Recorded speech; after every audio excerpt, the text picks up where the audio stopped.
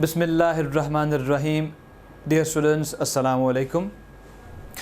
Today we are going to start another very interesting topic. और आज का जो हमारा टॉपिक है वो आसान सा टॉपिक है और इसका नाम है फ्रेम ऑफ रेफरेंस।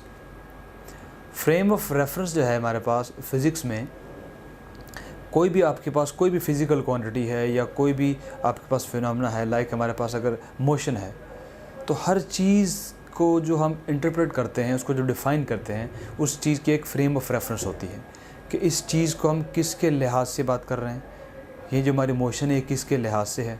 ठीक है, सो फ्रेम ऑफ रेफरेंस की जो पोजीशन है, इसकी जो अहमियत है फ़िज़िक्स में, दैट इज़ पिवटल।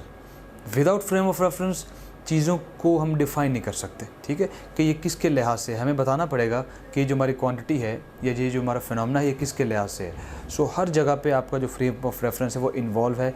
आज हम इसी सबसेक्शन में इसको ब्रीफली डिस्कस करेंगे कि what is actually the meaning of frame of reference. So frames of reference, what is the frame of reference?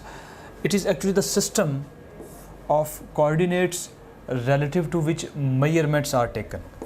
एक ऐसा सिस्टम है जिसके लिहाज से हम बाकी चीज़ों को जो है वो मेजर करते हैं, बाकी चीज़ों को हम इंटरप्रेट करते हैं। लाइक अगर हम बात करें मैस की, तो एटॉमिक में जो हम मैस को मेजर करते हैं, जितने भी हमारे पास एटॉमिक मैसेज हैं, उनको हम कार्बन के मैस को हम एज ए स्टैंडर्ड लेते हैं।